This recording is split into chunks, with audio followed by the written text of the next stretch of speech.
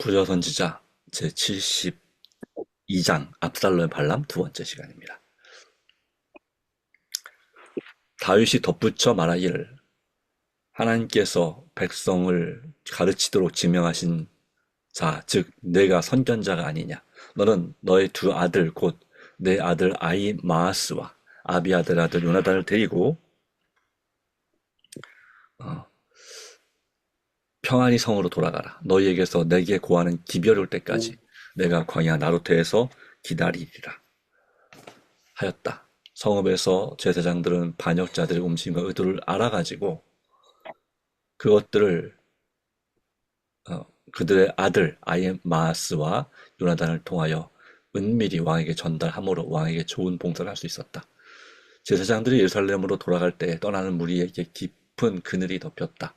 저희 왕은 도망하는 자가 되고 저희 자신들은 추방당하고 하나님의 법궤에까지 버림을 받을지 모르는 공포와 불길한 예감으로 캄캄하였다. 다윗이 감람산 길로 올라갈 때 머리를 가리우고 맨발로 울며 행하고 저희와 함께 가는 백성들도 각각 그 머리를 가리우고 울며 올라가니라. 혹이 다윗에게 고하되 압살롬과 함께 모반한 자들 가운데 아히도벨이 있나이다 하였다. 다시 다윗은 그의 재난이 자신의 범죄의 결과임을 깨달을 수밖에 없었다. 가장 유능하고 가장 꽤 많은 정치적 지도자인 아히도벨의 반역은 그의 손녀 바세바가 입은 치욕과 그에 따른 가문의 수치를 보복하고자 한 것이었다. 다윗이 가로되 여호와여 원컨대 아히도벨의 모략을 어리석게 하옵소서 하니라. 산꼭대기에 도착하자 왕은 엎드려 기도하고 하나님께 그의 영혼의 괴로움을 맡기고 겸손히 하나님의 자비를 간청하였다. 그의 기도는 즉시 응답받은 것처럼 보였다. 현명하고 유능한 모사이며 다윗의 충실한 친구 아렉사람 후세가 이제 스스로 옷을 찢고 티끌을 머리에 쓰고 왕권을 빼앗기고 만명자가 된 다윗과 운명을 같이 하기 위하여 그에게 나왔다. 다윗은 하나님의 깨우치심을 받아 충실하고 마음이 참된 이 사람이 수도에서 개최되는 회의에 참석한다면 크게 유익이 될 수 있다는 것을 알았다. 후세는 다윗의 욕을 듣고 압살롬을 섬기면서 아히도벨의 교묘한 모략을 꺾기 위하여 예루살렘으로 돌아갔다. 왕과 그 추종자들은 어두운 중에서 희미한 빛의 섬광으로 감람산 동쪽 비탈길을 내려와 바위 많고 황량한 광야와 거친 계곡을 지나갔다. 다시 그들은 돌이 많고 험한 길을 따라 요단강을 향해 나아갔다. 다윗 왕이 바울임의 이름에 거기서 사울 집 족속 하나가 나오니 게라의 아들이요 이름은 시므이라. 저가 나오면서 연하여 저주하고 또 다윗과 다윗 왕의 모든 신복을 향하여 돌을 던지니 그때의 모든 백성과 용사들은 다 왕의 좌우에 있었더라. 시므이가 저주하는 가운데 이와 같이 말하니라. 피 흘린 자여 비루한 자여 가거라 가거라. 사울 족속의 모든 피를 여호와께서 내게 돌리셨도다. 그 대신에 내가 왕이 되었으나 여호와께서 나라를 내 아들 압살롬의 손에 붙이셨도다. 보라, 너는 피 흘린 자인고로 나를 자취하였느니라. 아멘. 다윗이 번영 중에 있을 때에 시므이는 말로나 행실로 그가 왕의 충실한 신하가 아님을 나타내지 아니하였다. 그러나 왕의 고통 가운데 있을 때에 이 베냐민 사람은 그의 참 성격을 나타내었다. 그는 다윗이 왕위에 있을 때에는 그를 존경하였으나 그가 굴욕을 당하고 있을 때에 그를 저주하였다. 비열하고 이기적인 그는 다른 사람들을 자신과 동일한 성격을 가진 자들처럼 여겼으며 사단의 충동을 받고 하나님께서 징계하신 자에게 자기의 증오심을 나타내었다. 사람들로 하여금 고통 중에 있는 자를 쉬게 하고 그를 욕하고 괴롭히게 하는 정신은 사단의 정신이다. 다윗에 대한 시므이의 비난은 전적으로 거짓말이었으며 근거 없고 악의에 찬 증상이었다. 다윗은 사울이나 그의 집에 대하여 악을 행하는 죄를 범하지 아니하였다. 사울이 완전히 그의 세력 아래 들어와 그를 죽일 수 있는 때라도 사울의 겉옷 자랑만을 베었던 다윗은 이제 시므이가 여호와의 기름 부음을 받은 자에게 이런 불경을 나타내는 것을 보고도 오히려 자기 자신을 책망할 뻔했다. 다윗이 인간의 생명을 존중히 여긴 현저한 증거가 자신의 짐승처럼 쫓겨다니는 동안까지도 나타났다. 하루는 그가 아들람 굴에 숨어 있을 때 그의 소년 시절에 누리던 자유를 회상하고 망명자 다윗은 베들레헴 성문 곁 우물물을 누가 나로 마시게 할꼬 라고 부르짖었다. 그때 베들레헴은 블레셋 사람의 수종에 있었다. 그러나 다윗의 무리 중 세 용사가 경계성을 뚫고 들어가 베들레헴의 물을 길어 그들의 군주에게 가져왔다. 다윗은 이 물을 마실 수 없었다. 그는 내가 결단코 이런 일을 하지 아니하리라. 이는 생명을 들어보지 아니하고 갔던 사람들이 피니라 하고 부르짖었다. 그리고 그는 그 물을 부어 경건하고 경건하게 하나님께 제물로 드렸다. 다윗은 전쟁의 사람이었고 그 생애의 대부분을 사나운 장면 중에서 보냈다. 응, 이와 같은 엄한 시련을 통과한 사람으로 응. 마음을 강팍하게 하고 타락시키는 가마를 다윗처럼 받지 않은 자는 거의 없었다. 다윗이 족하여 그의 가장 용감한 군장 중에 한 사람인 아비새는 시므이의 모독하는 말을 참고 들을 수 없었다. 그는 이 죽은 개가 어찌 내 주 왕을 저주하리까? 청컨대 나로 건너가서 저의 머리를 베게 하소서라고 부르짖었다. 그러나 왕은 그를 금하여 내 몸에서 난 아들도 내 생명을 헤아려 하거든. 하물며 이 베냐민 사람이랴 여호와께서 저에게 명하신 것이니 저를 저주하게 버려두라. 혹시 여호와께서 나의 원통함을 감찰하시리니 오늘날 그 저주 까닭에 전으로 내게 갚아 주시리라. 양심은 다윗에게 쓰리고 굴욕적인 사실을 말해주고 있었다. 그의 충실한 신하들은 돌연한 그의 불운을 보고 이상히 여겼지만 왕에게는 이상한 일이 아니었다. 그는 가끔 이와 같은 일에 대한 예감을 가지고 있었다. 그는 하나님께서 자기의 죄를 그처럼 오래 참으시고 마땅히 받아야 할 보응을 내리시지 않고 지체하시는데 대해 이상히 여겼었다. 아멘. 그러나 이제 급하고도 슬픈 도망으로 그의 발은 맨발이었고 그의 왕복은 베옷으로 바뀌었으며 그의 추종자들이 애곡을 이산 저산에 메아리 쳤다. 그러나 그런 중에서도 그는 그의 사랑하는 수도 그의 범죄 장면이 벌어졌던 곳을 생각하면서 하나님의 선하심과 오래 참으심을 기억하였다. 음, 그에게서 희망이 사라진 것은 결단코 아니었다. 그는 여호와께서 여전히 그를 은혜로 다루시리라는 것을 느꼈다. 많은 범죄자가 다윗의 타락을 지적하면서 저들의 죄를 핑계하지만 다윗의 회개와 긍휼을 나타낸 자는 얼마나 적은가.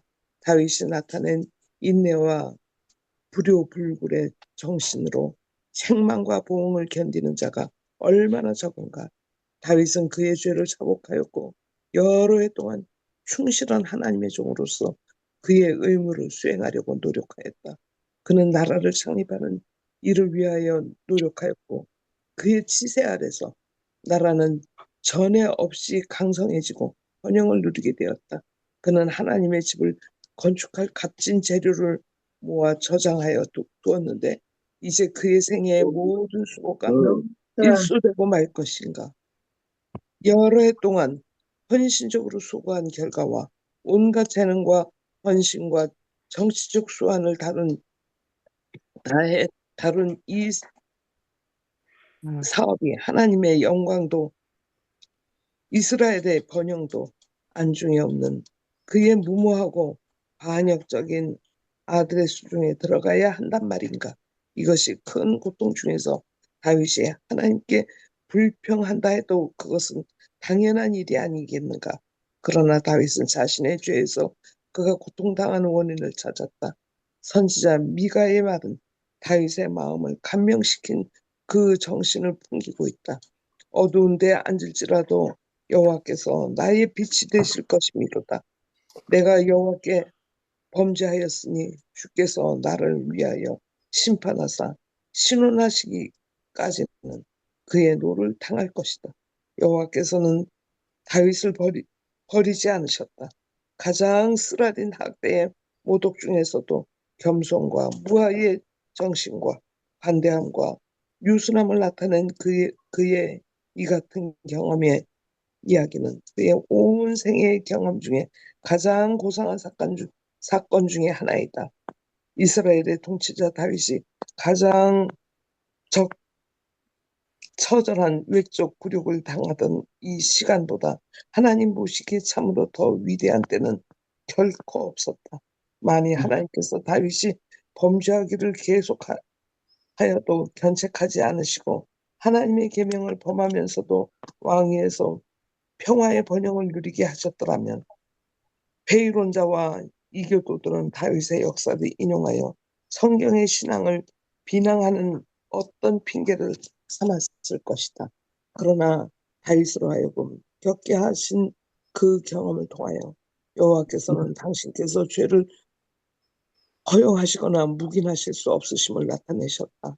그리고 다윗의 역사는 또한 하나님께서 죄를 처리하시는 크신 목적을 우리로 알 수 있게 하며 비록 가장 침울한 형벌을 통해서라도 당신의 은혜와 자비의 목적을 성취하신다는 것을 우리로 알 수 있게 하신다. 하나님께서는 다윗을 회초리 아래로 지나가게 하셨으나 그를 멸하지 않으셨다. 풀무는 정결하게 하기 위함이지 태워 없애버리기 위함이 아니다. 여호와께서 말씀하시기를 내 율례를 피하여 내 계명을 지키지 아니하면 내가 지팡이로 저희 결과를 다스리며 채찍으로 그의 죄악을 징책하리로다. 그러나 나의 인자함을 그에게서 다 거두지 아니하며 나의 성실함도 패하지 아니하리라 하셨다.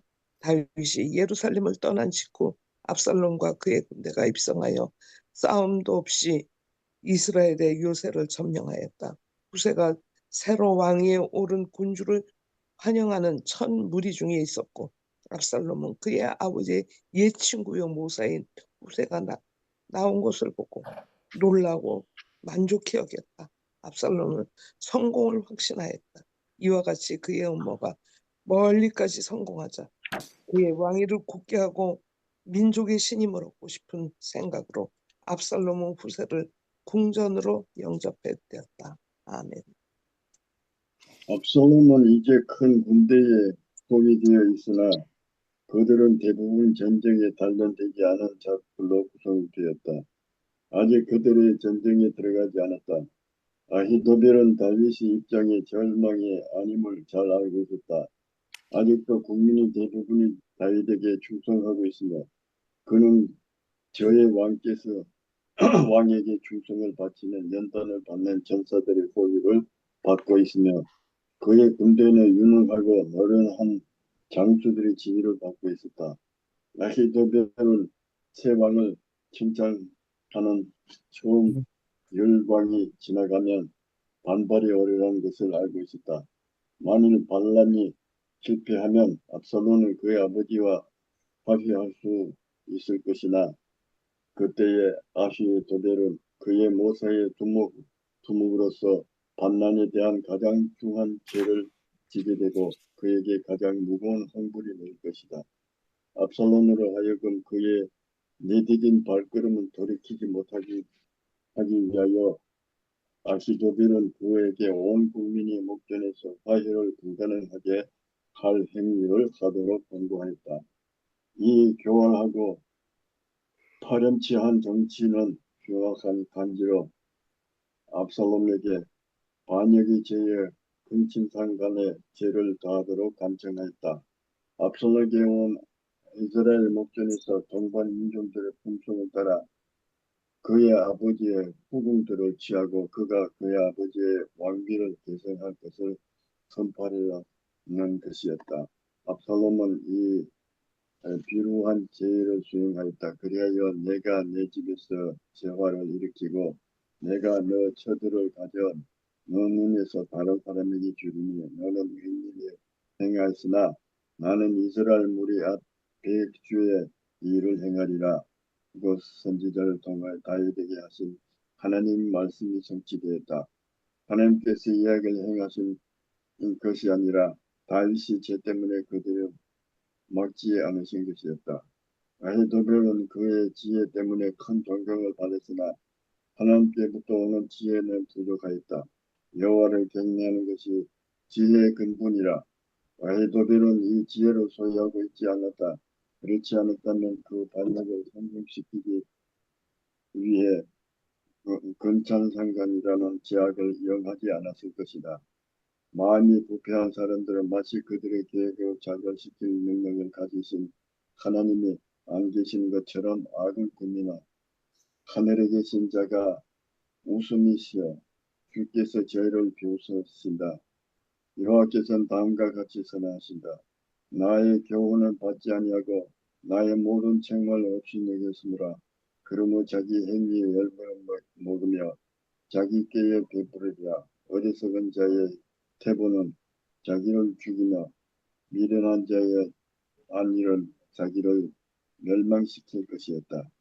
자신의 안전을 얻기 위해 계획에 성공한 아히도벨은 다윗을 대항하여 즉시 행동을 개시해야 할 필요성을 압살롬에게 간청하였다.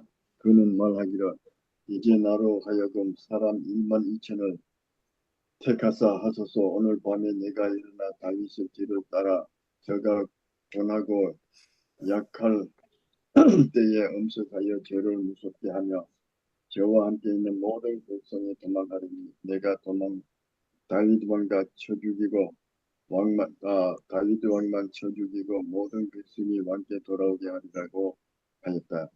왕의 모사들이 계획에 찬성하였다. 만일 이 계획에 따라 행하였더라면 여호와께서 직접 계획하셔서 그를 구원하시지 않는 한 다윗이 분명히 죽임을 당할 것이다. 그러나 유능한 아히도벨의 지혜보다 더 높은 지혜를 가진 하나님께서 사건을 지배하고 계셨다. 여호와께서 압살롬에게 팔을 내려 하사 아히도벨은 좋은 모략을 피하기로 작정하였습니다. 후세는 그 후의 초청을 예, 받지 않지만 아멘. 억지로 여기까지 선택하려고 하겠습니다. 네, 아멘. 예, 감사합니다.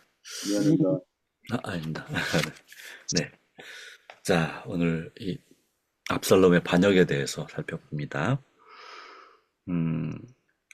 다윗은 이 압살롬의 반역이 그리고 그 아히도벨이라는 모사가 그러니까 최고의 그 현자 또 고문이 바로 그의 손녀 이 바세바가 입은 그런 치욕과 또 수치에 대한 보복으로 이 압살롬에게 참여한 바로 그런 이 모든 일에 있어서 그의 재난이 자신의 범죄의 결과임을 깨달을 수밖에 없었다라고 했습니다. 그렇지만 그럼에도 불구하고 다윗의 장점은 무엇입니까?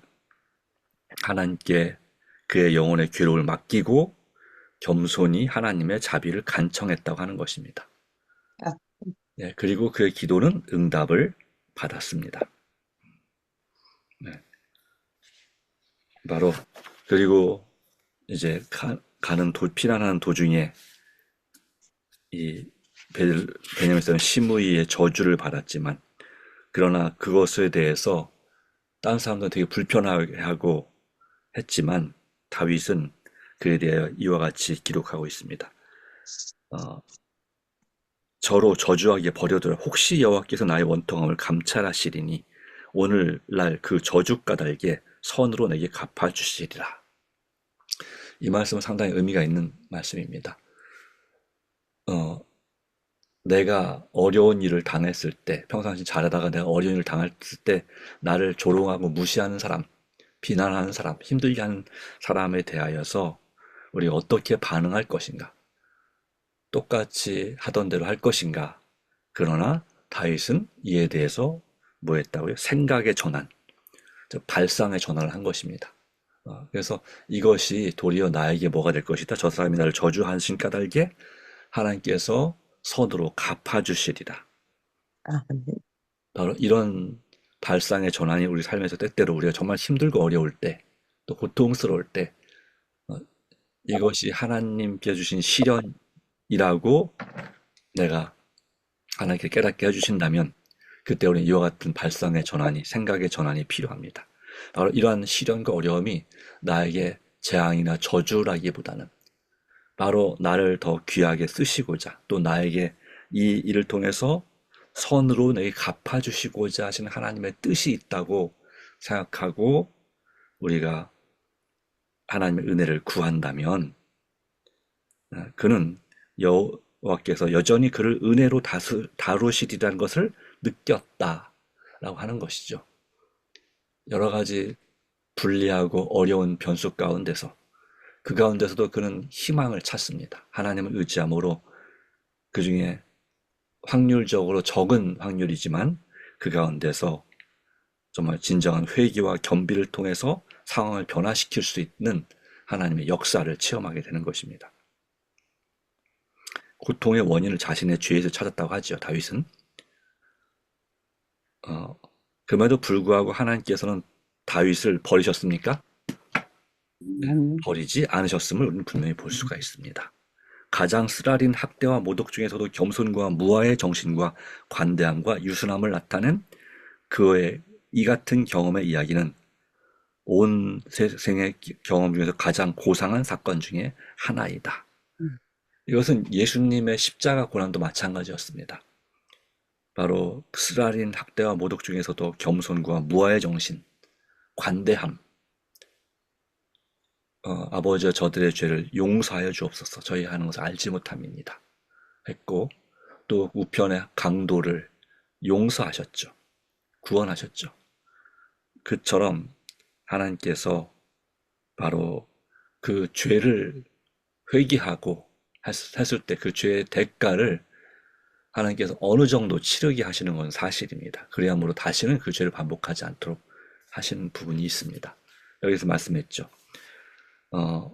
다윗을 회초리 아래로 지나게 하셨다, 하나님께서. 그러나 그 회초리의 목적은 무엇입니까? 멸망시키고자 하는 것이 아니라는 것입니다. 그렇죠? 우리에게도 마찬가지죠. 네. 바로 하나님께서는 다윗을 회초리 아래로 지나게 했으나 그를 멸하시지 않으셨다. 풀무는 정결하게 하기 위함이지 태워 없애버리기 위함이 아니다. 네. 우리가 보통 고난의 풀무란 말을 씁니다. 그렇죠? 근데 그것은 우리를 태워 없애버리는 최후의 심판이 아니고 우리를 정결하게 하고자 하십니다 라고 하는 것입니다. 그럼 우리가 성경 말씀을 읽으면서나 개인적인 생활에서나 늘 우리가 명심해야 될 것은 뭐냐면 범사에 감사하라는 것입니다. 그리고 쉬지 말고 기도하라.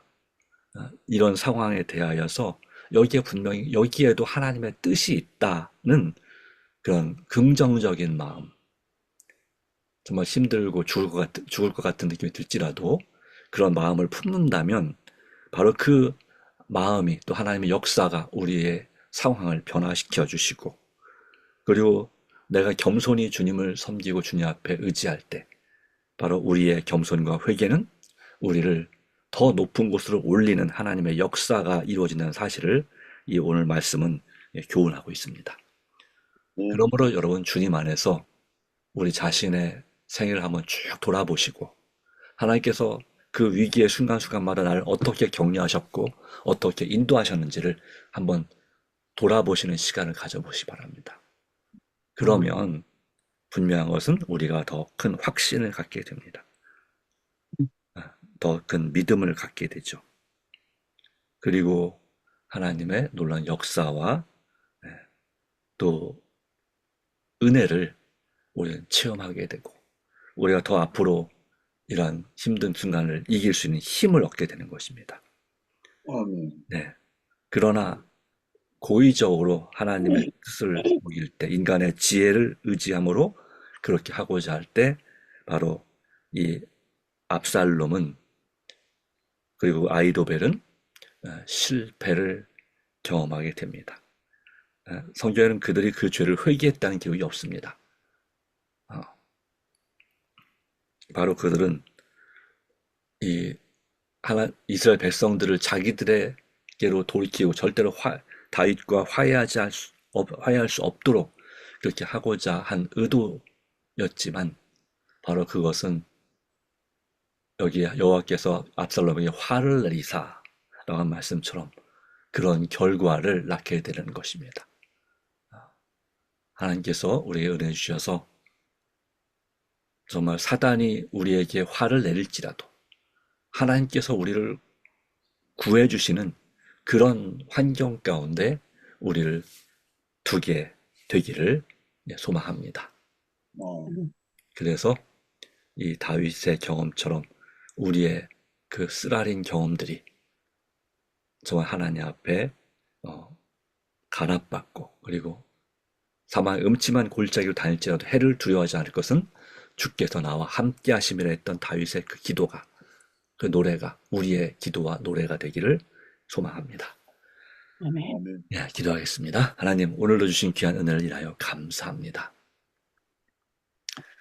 주님, 이 다윗을 하나님께서 고난을 허락하셨지만 그를 버리지 않으셨고 그를 멸망시키지 않으셨습니다.